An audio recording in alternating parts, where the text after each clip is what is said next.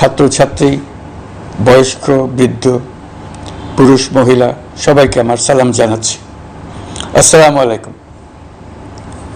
বক্তব্যের শুরুতে আমি গভীর শ্রদ্ধা জানাচ্ছি জুলাই আগস্ট মাসে ফ্যাসিবাদের বিরুদ্ধে ছাত্র শ্রমিক জনতার অভ্যুত্থানে নিহত সকল শহীদের প্রতি।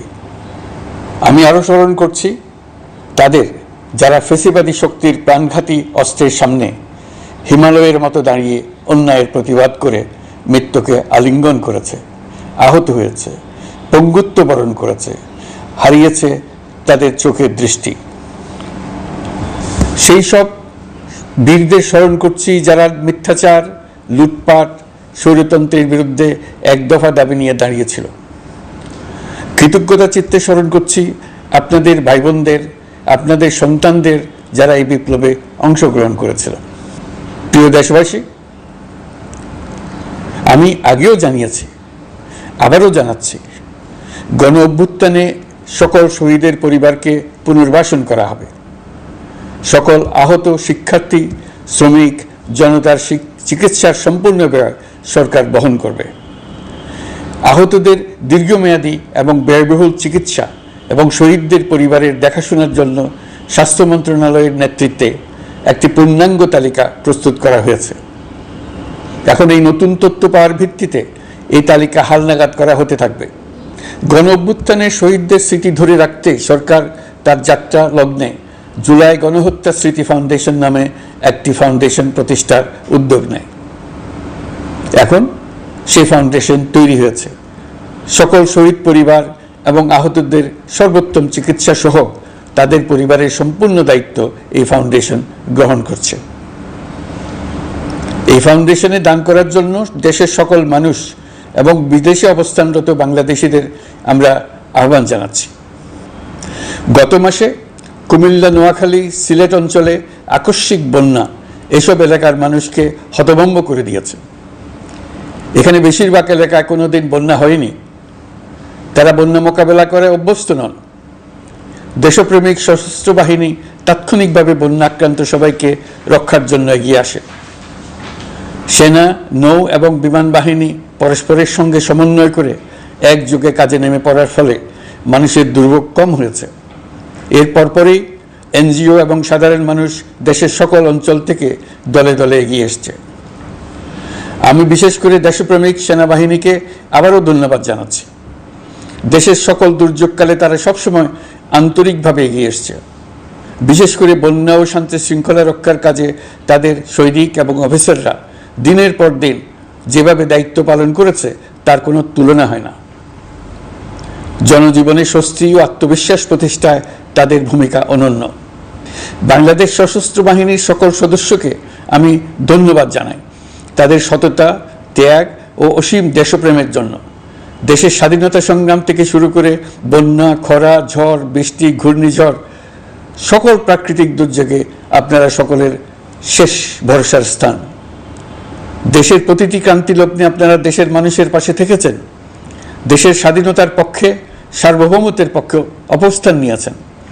দেশ গঠনে আপনারা সবার আগে এগিয়ে এসছেন। বিগত জুলাই হতে শুরু হওয়া গণ অভ্যুত্থান, বন্যা, নিরাপত্তা প্রদান, অস্ত্র উদ্ধার সহ সকল কার্যক্রমে আপনারা সফলভাবে দিনরাত কাজ করে যাচ্ছেন। সরকার ও জনগণের পক্ষ থেকে আমি আপনাদের প্রতি কৃতজ্ঞতা জানাচ্ছি। বন্যা আমাদের জনজীবনে আরেকটি দিক উন্মোচন করল।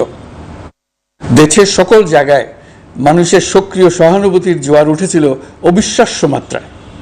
ব্যবসায়ী, অর্থবান ব্যক্তিরা যেমন তাদের অর্থ নিয়ে স্বতঃস্ফূর্তভাবে এগিয়ে এসেছিল, তেমনি দেশের বিভিন্ন প্রান্তের সাধারণ মানুষ, স্কুল, কলেজ, বিশ্ববিদ্যালয়ের ছেলেমেয়েরা জোয়ারের ঢলের মতো যার যার সামর্থ্য নিয়ে এগিয়ে এসছে। অনেকেই ছুটে গেছে বন্যার্তদের সহযোগিতা করার জন্য।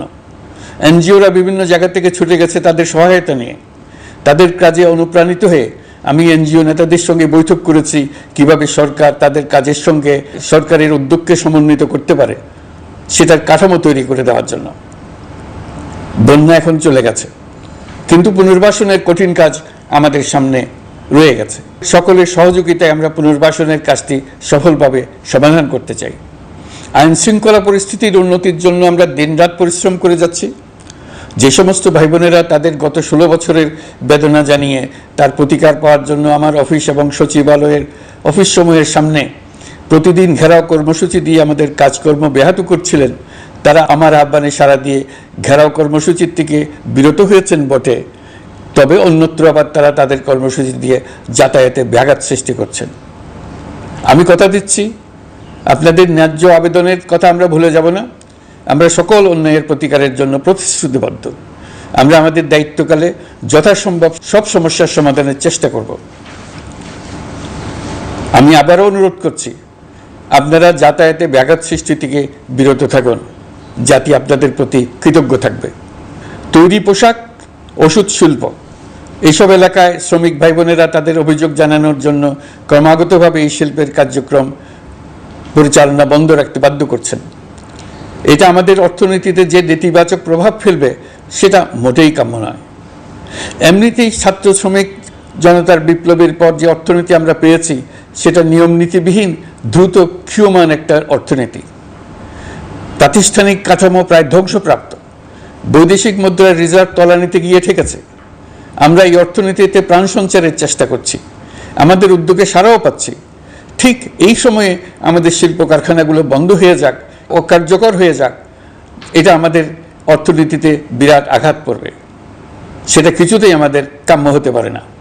শ্রমিক ভাই বোনদের অনেক দুঃখ আছে, কিন্তু সেই দুঃখ প্রকাশ করতে গিয়ে আপনাদের মূল জীবিকা বন্ধ হওয়ার উপক্রম হলে সেটা ঠিক হবে না। দেশের অর্থনীতি ধ্বংসপ্রাপ্ত হলে সেটা ঠিক হবে না। শ্রমিক মালিক উভয়ের পক্ষে আলোচনা করে এইসব সমস্যার সমাধান আমরা অবশ্যই বের করব। আপনারা কারখানা খোলা রাখুন, অর্থনীতির চাকা সচল রাখুন, দেশের অর্থনীতিকে সোজা হয়ে দাঁড়াতে দিন। আমরা আপনাদের সমস্যার স্থায়ী সমাধান বের করার জন্য সর্বশক্তি প্রয়োগ করব। মালিক পক্ষের কাছে আমাদের আবেদন, আপনারা শ্রমিকদের সঙ্গে বোঝাপড়া করুন, কারখানা সচল রাখুন, অর্থনীতির দুর্বল স্বাস্থ্যকে সবল করে তুলুন। ওষুধ শিল্প এবং তৈরি পোশাক শিল্প দেশের গৌরব। এর মাধ্যমে আমাদের শ্রমিক ভাই বোনেরা তাদের কর্মকুশলতা বিশ্বকে মুগ্ধ করেছে। এর সাফল্য এখন থমকে আছে। আমরা এই দুই শিল্পকে তাদের সম্ভাব্য শীর্ষে নিয়ে যেতে চাই। দুর্বল করার তো প্রশ্নই ওঠে না। এই দুই শিল্পের কোথায় কোথায় বাধা আছে, সমস্যা আছে, সেগুলো চিহ্নিত করে তাকে বাধামুক্ত করতে চাই। আমরা বিদেশি ক্রেতাদের একত্রিত করে তাদের সহযোগিতা চাইব, যেন বাংলাদেশের এই শিল্প দুটি বিশ্বের অন্যান্য দেশের চাইতে বেশি আস্থাযোগ্য হয়ে গড়ে উঠতে পারে। সব কিছুই সম্ভব যদি আমরা শ্রমিক মালিক সম্পর্কটা একটা নির্ভরযোগ্য, আনন্দদায়ক করে গড়ে তুলতে পারি। আমাদের সরকারের প্রথম মাস কাটল, দ্বিতীয় মাস থেকে আমরা নতুন বাংলাদেশ গড়ার ভিত্তি হিসেবে নতুন শ্রমিক মালিক সম্পর্কের সূচনা করতে চাই। এটা দেশের সবার কাম্য। দেশের নতুন প্রজন্ম নির্ভয়ে যেন তাদের ভবিষ্যৎ নিয়ে এগিয়ে যেতে পারে, আমরা সেই লক্ষ্যে কাজ করছি। আমাদের দায়িত্ব অনেক। ন্যায়ভিত্তিক একটা সমাজ গড়ে তোলার জন্য একসাথে অনেকগুলো কাজ আমাদের হাত দিতে হবে। 1 জুলাই থেকে 5 আগস্ট পর্যন্ত ছাত্র জনতার গণ আন্দোলনকে দমন করতে যেসব ফৌজদারি মামলা দায়ের করা হয়েছিল, এর মধ্যে হত্যা মামলা ছাড়া বাকি প্রায় সকল মামলা প্রত্যাহার করা হয়েছে। এইসব মামলায় গ্রেফতারকৃত সকলে মুক্তি পেয়েছে।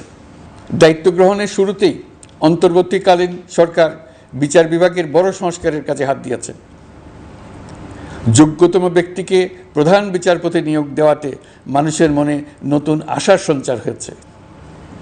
আপিল বিভাগের বিচারপতি নিয়োগ, অ্যাটর্নি জেনারেল নিয়োগ এবং অন্যান্য নিয়োগগুলি অতি গুরুত্বপূর্ণ নিয়োগ, যেগুলো সবকটাই সম্পন্ন হয়েছে। সন্ত্রাস দমন আইন ও ডিজিটাল সাইবার নিরাপত্তা আইনে দায়েরকৃত মিথ্যা হয়রানিমূলক মামলাগুলো প্রত্যাহার করা হচ্ছে। সাইবার নিরাপত্তা আইন সহ বাংলাদেশে বিদ্যমান সকল কালো আইনের তালিকা করা হয়েছে। অতি সত্বর এই সকল কালো আইন বাতিল ও প্রযোজ্য ক্ষেত্রে সংশোধন করা হবে। সাংবাদিক সাগর রনি হত্যাকাণ্ড সহ বহুল আলোচিত 5টি হত্যাকাণ্ডের তদন্ত ও বিচার অগ্রাধিকার ভিত্তিতে ও দ্রুততম সময়ে নিষ্পত্তির জন্য সহায়তা প্রদান করা হচ্ছে।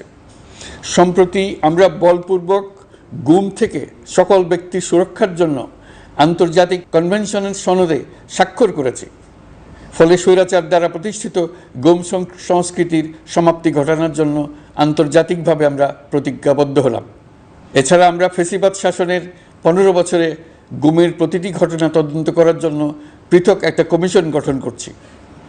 যেসব পরিবার তাদের নিখোঁজ পিতা, স্বামী, পুত্র এবং ভাইদের পাওয়ার জন্য বছরের পর বছর যন্ত্রণার সাথে অপেক্ষা করছেন, আমরা আপনাদের বেদনায় সমব্যথী। আয়নাঘরগুলো বন্ধ করে দেওয়া হয়েছে এবং সেই সাথে বের হয়ে আসছে ফ্যাসিস্ট হাসিনা সরকারের গুমের শিকার ভাই বোনদের কষ্ট ও যন্ত্রণা গাথা। আমাদের তরুণ প্রজন্মের ভবিষ্যৎ যেন উজ্জ্বল হয়, সেটা নিশ্চিত করতে শিক্ষা ব্যবস্থার দিকে আমাদের পূর্ণ নজর রয়েছে।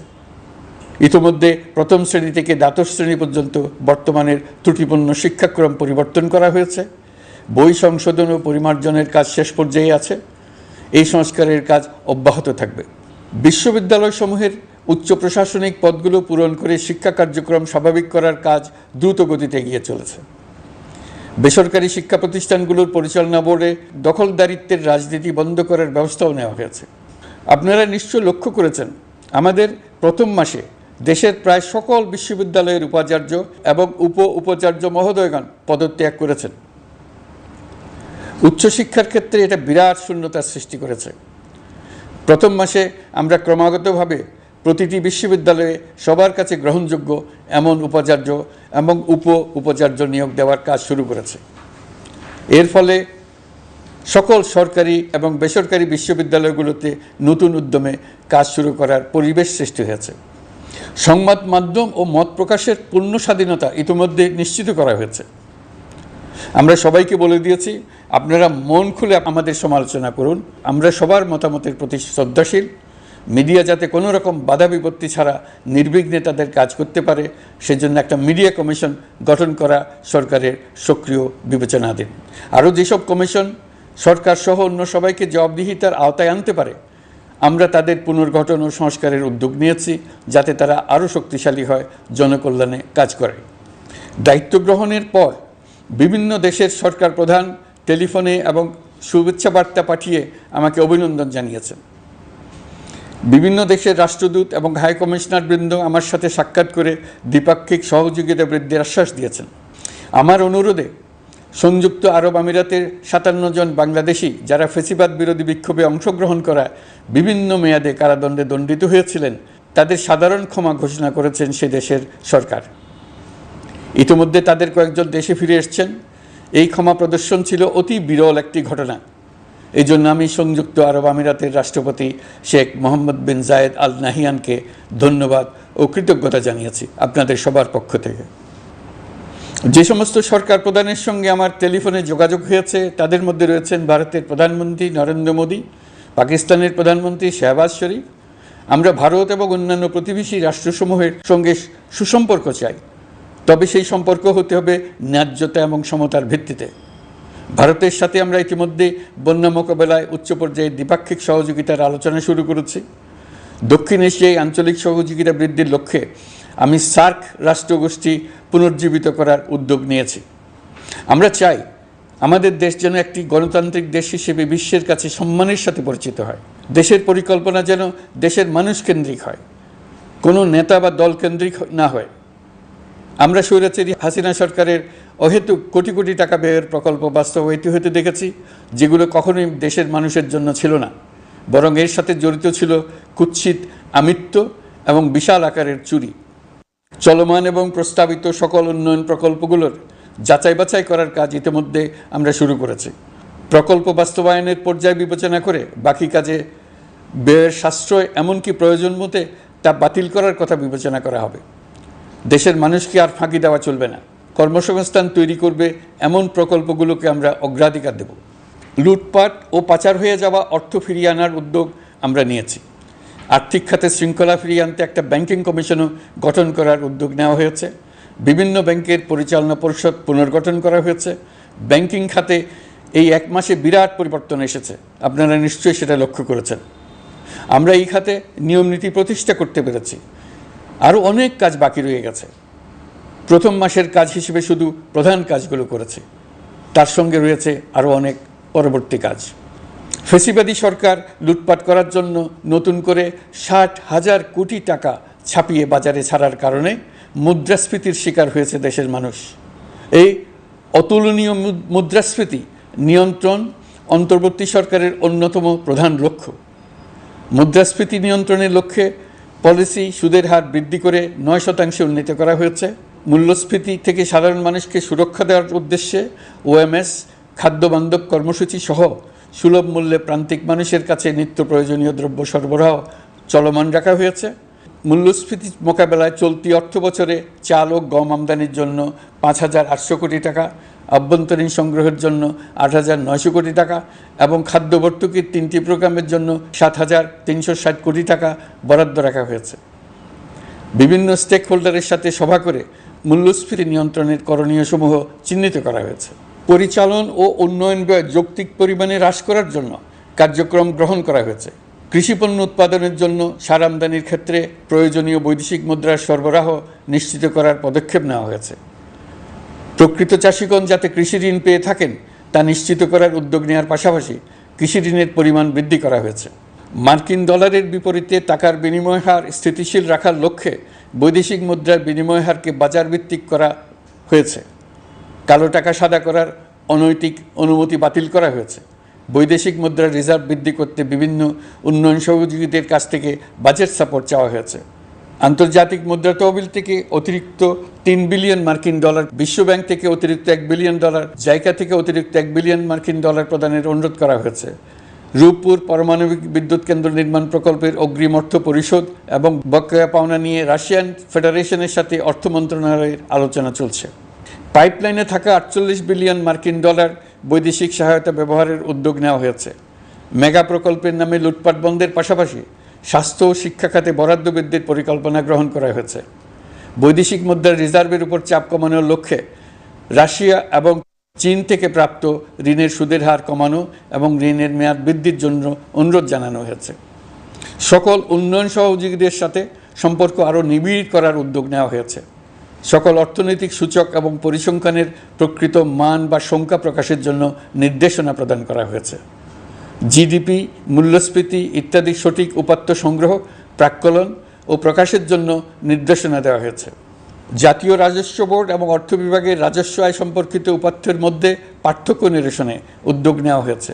প্রকৃত রপ্তানি আয় নিরূপণ এবং প্রকাশের নির্দেশনা দেওয়া হয়েছে। জাতীয় রাজস্ব বোর্ডের অটোমাইজেশনের লক্ষ্যে পরিকল্পনা গ্রহণ করা হয়েছে। পুঁজিবাজারকে স্বাভাবিক ধারায় ফিরিয়ে আনতে সিকিউরিটি এক্সচেঞ্জ কমিশন পুনর্গঠন করা হয়েছে। নিত্য প্রয়োজনীয় পণ্য সামগ্রীর সরবরাহ স্বাভাবিক রাখার নিমিত্তে ব্যবসায়ী, শিল্প মালিক ও ব্যবসায়ী সংগঠনের সাথে সভা করা হচ্ছে এবং তাদের মতামতের ভিত্তিতে বিভিন্ন ব্যবস্থা গ্রহণ করা হচ্ছে। বিদ্যমান মজুদ ও ঘাটতি মূল্যায়ন করে ভবিষ্যৎ চাহিদা পর্যালোচনা করে স্থানীয় উৎপাদন বৃদ্ধির পাশাপাশি আমদানি পর্যায়ে বিভিন্ন জটিলতা দূরীকরণ, বন্দর ও বড় মোকামসহ পরিবহন ব্যবস্থার বিভিন্ন সমস্যা সমাধানে সংশ্লিষ্ট সকল মন্ত্রণালয়, দপ্তর, বিভাগকে প্রয়োজনীয় নির্দেশ দেওয়া হয়েছে। এই জন্য তেল, চিনি, ডিম ও মাংস উৎপাদনকারী বৃহৎ প্রতিষ্ঠানসমূহের সাথে সভা ও মতবিনিময় করা হচ্ছে। নিত্য প্রয়োজনীয় কিছু দ্রব্যাদি যেমন পেঁয়াজ, আলু এসবের দাম আরও কমানোর জন্য বিদ্যমান শুল্ক হার হ্রাসের বিষয়ে এনবিআরকে প্রয়োজনীয় নির্দেশনা দেওয়া হয়েছে। ইতোমধ্যে এনবিআর পেঁয়াজ, আলু ও কতিপয় কীটনাশকের ক্ষেত্রে আমদানি শুল্ক হ্রাস এবং ক্ষেত্র বিশেষে রেগুলেটরি শুল্ক প্রত্যাহার করে এসআরও জারি করেছে। নিম্ন আয়ের 1 কোটি পরিবারকে টিসিবির মাধ্যমে হ্রাসকৃত মূল্যে কিছু পণ্য যেমন পরিবার প্রতি চাল মাসে 5 কেজি, সয়াবিন তেল মাসে 2 কেজি, মসুর ডাল মাসে 2 কেজি দেওয়া হচ্ছে। এটি সামনের দিনগুলোতে অব্যাহত রাখা হবে। সরকার দায়িত্ব গ্রহণের পর জনপ্রত্যাশা অনুযায়ী বিদ্যুৎ, জ্বালানি ও খনিজ সম্পদ মন্ত্রণালয় হতে বিদ্যুৎ ও জ্বালানির দ্রুত সরবরাহ বৃদ্ধি আইনের অধীনে চলমান সকল প্রকার নেগোসিয়েশন, প্রকল্প বাছাই এবং ক্রয় প্রক্রিয়াকরণ কার্যক্রম আপাতত স্থগিত করা হয়েছে। গত 1.5 দশকে এই আইন ব্যবহার করে লক্ষ কোটি টাকা লুটপাট হয়েছে। বিদ্যুৎ, জ্বালানি ও খনিজ সম্পদ মন্ত্রণালয়ের আওতাধীন কোম্পানিসমূহে অধিকতর স্বচ্ছতা ও জবাবদিহিতা আনার লক্ষ্যে কোম্পানিসমূহের পরিচালনা পর্ষদ পুনর্গঠন করা হয়েছে। প্রকৌশল, ভূতত্ত্ব এবং খনিজ হিসাব বিষয়ে অধ্যয়ন করেছে এমন ছাত্র প্রতিনিধি অন্তর্ভুক্ত করার জন্য উদ্যোগ গ্রহণ করা হয়েছে। এই খাতে অধিকতর সক্ষমতা, গতিশীলতা এবং জবাবদিহিতা নিশ্চিত করার লক্ষ্যে বিশেষজ্ঞগণের সমন্বয়ে একটি কমিটি গঠন করা হয়েছে। জ্বালানি তেলের মূল্য জনপ্রত্যাশা অনুযায়ী সহনশীল রাখতে অকটেন ও পেট্রোলের দাম 6 টাকা, ডিজেল ও কেরোসিনের দাম 1 টাকা 25 পয়সা কমানো হয়েছে। 37 দিন বন্ধ থাকার পর গত 25 আগস্ট হতে মিরপুর 10 ও কাজীপাড়া স্টেশন ছাড়া বাকি সব স্টেশনে মেট্রো রেল পুনরায় চালু করা হয়েছে। ভুয়া মুক্তিযোদ্ধাদের চিহ্নিত করার লক্ষ্যে বিশেষ করে মুক্তিযুদ্ধের সময় যাদের বয়স 12.5 বছরের কম ছিল তাদের মুক্তিযুদ্ধ তালিকা হতে বাতিলের জন্য সুপ্রিম কোর্টে লিভ টু আপিলের পদক্ষেপ গ্রহণ করা হয়েছে। মুক্তিযোদ্ধা কল্যাণ ট্রাস্টের আওতাধীন বেদখলকৃত স্থাবর সম্পত্তি উদ্ধারে প্রয়োজনীয় ব্যবস্থা গ্রহণ করা হয়েছে। গৃহায়ন ও গণপূর্ত মন্ত্রণালয় কর্তৃক গৃহীত বরিশাল, রংপুর, ময়মনসিংহ উন্নয়ন কর্তৃপক্ষ আইন এর খসড়া তৈরির কার্যক্রম নেওয়া হয়েছে।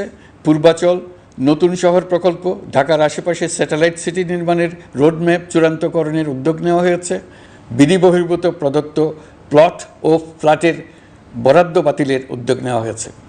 প্রিয় দেশবাসী, আপনাদের আমাদের সন্তানদের জন্য একটি গণতান্ত্রিক বাংলাদেশের রূপরেখা তৈরি করতে আমরা দৃঢ় প্রতিজ্ঞ। আর যেন আমাদের কোনো স্বৈরাচারের হাতে পড়তে না হয়।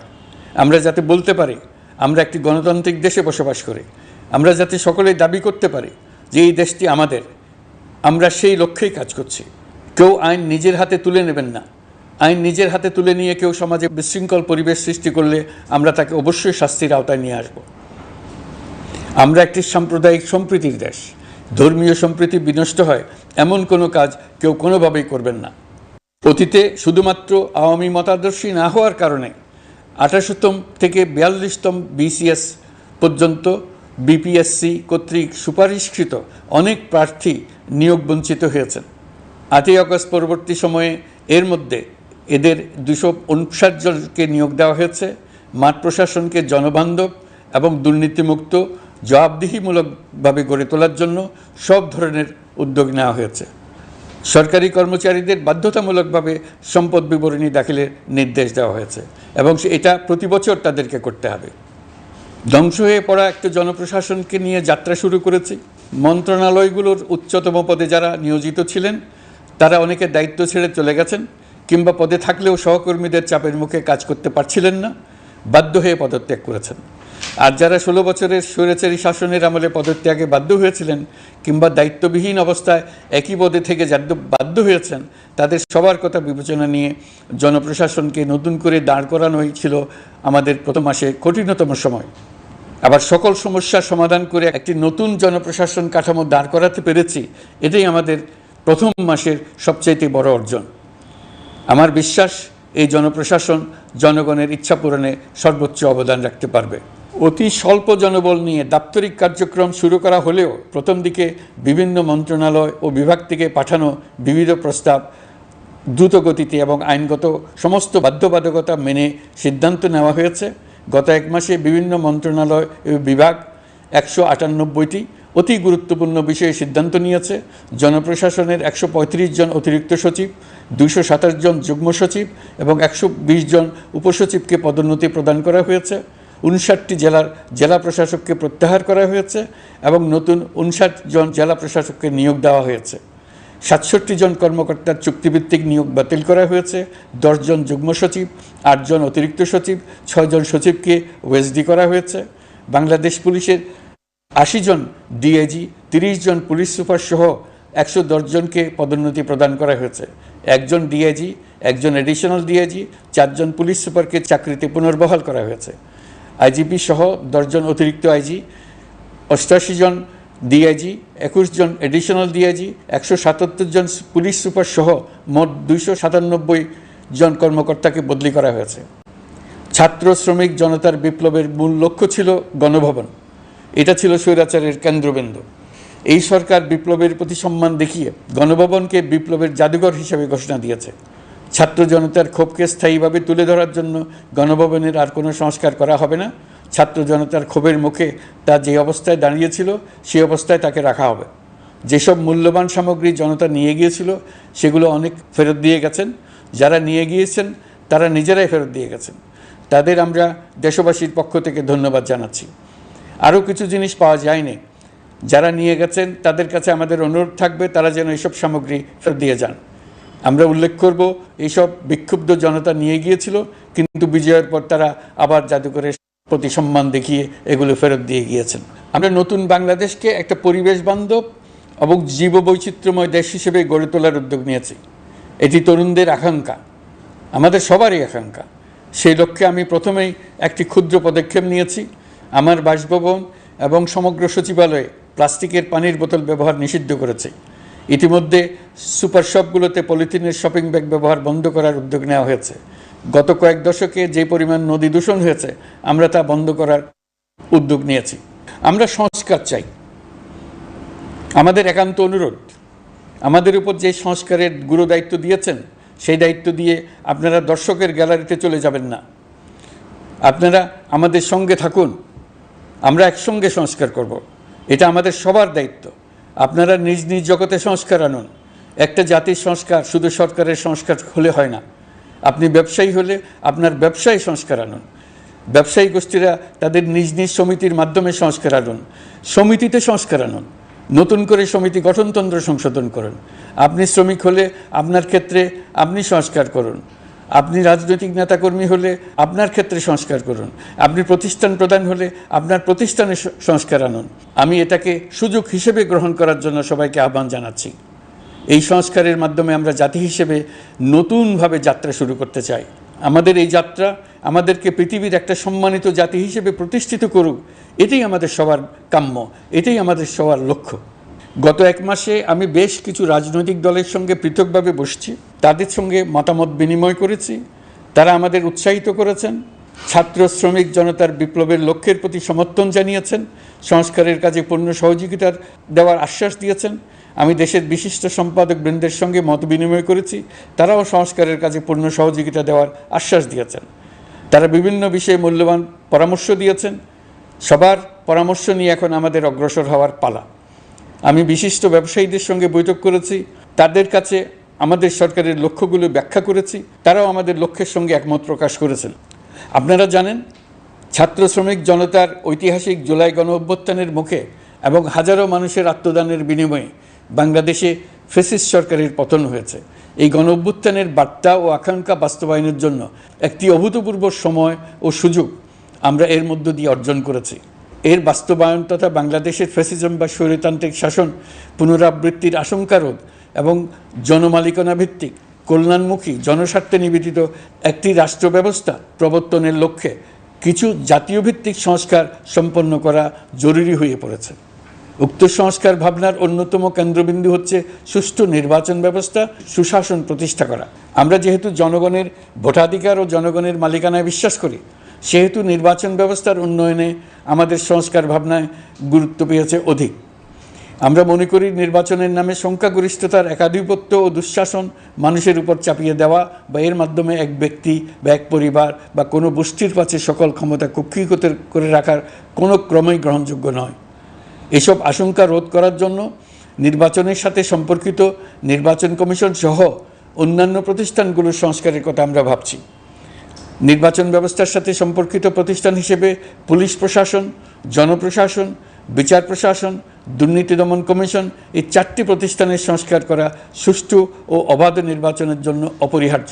এসব প্রতিষ্ঠানের সংস্কার জনমালিকানা ভিত্তিক, জবাবদিহিমূলক এবং কল্যাণমূলক রাষ্ট্র ব্যবস্থা প্রতিষ্ঠায় অবদান রাখবে বলে আমি বিশ্বাস করি। এর পাশাপাশি সমাজের সকল স্তরের মানুষের প্রতিনিধিত্ব ও স্বার্থ নিশ্চিত করার জন্য এবং জুলাই গণ অভ্যুত্থানের বার্তাকে প্রতিফলিত করার জন্য সাংবিধানিক সংস্কারের প্রয়োজন আমরা অনুভব করছি। এসব বিষয়ে সংস্কার করার প্রাথমিক পদক্ষেপ হিসেবে আমরা প্রাথমিকভাবে 6টি কমিশন গঠন করার সিদ্ধান্ত নিয়েছি। এসব কমিশনের কাজ পরিচালনার জন্য বিষয়ভিত্তিক অভিজ্ঞতা বিবেচনা করে 6 জন বিশিষ্ট নাগরিকের নেতৃত্বে এই কমিশনগুলো পরিচালনা করার দায়িত্ব দিয়েছি। এরপর আরও বিভিন্ন বিষয়ে কমিশন গঠন করার প্রক্রিয়া আমরা অব্যাহত রাখব। নির্বাচন ব্যবস্থা সংস্কার কমিশনের প্রধান হিসেবে দায়িত্ব পালন করবেন ডক্টর বদিউল আলম মজুমদার। পুলিশ প্রশাসন সংস্কার কমিশনের প্রধান হিসেবে কাজ করবেন জনাব সরফরাজ চৌধুরী। বিচার বিভাগ সংস্কার কমিশনের প্রধান হিসেবে দায়িত্ব পালন করবেন বিচারপতি শাহ আবু নাঈম মুমিনুর রহমান। দুর্নীতি দমন সংস্কার কমিশনের প্রধান হিসেবে দায়িত্ব পালন করবেন ডক্টর ইফতেখারুজ্জামান। জনপ্রশাসন সংস্কার কমিশনের প্রধান হিসেবে দায়িত্ব পালন করবেন জনাব আব্দুল মুহিত চৌধুরী। সংবিধান সংস্কার কমিশনের প্রধান হিসেবে দায়িত্ব পালন করবেন ডক্টর শাহদিন মালিক।